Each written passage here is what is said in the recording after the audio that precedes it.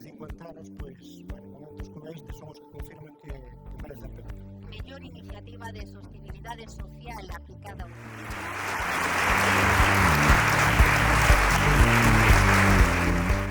Este es un proyecto que ya nació sostenible, no nos hicimos sostenibles sobre la marcha, aparte de todo el tema de la sostenibilidad, que se caracteriza por ser un hotel literario. Así que nada, animo a futuros escritores que están empezando, que quieran ser en el Nacional, que llamen a nuestra puerta.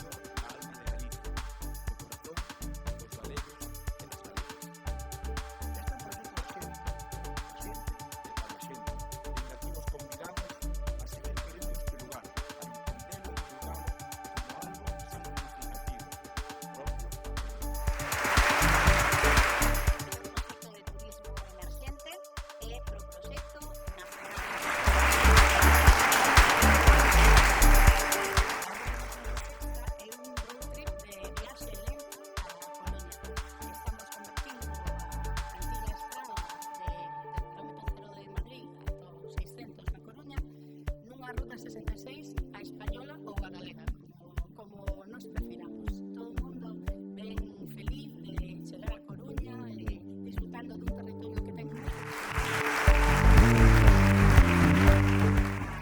quere recoñecer a trayectoria e premiar a unha persoa que leva toda a vida dedicada ao turismo, a Dolores García.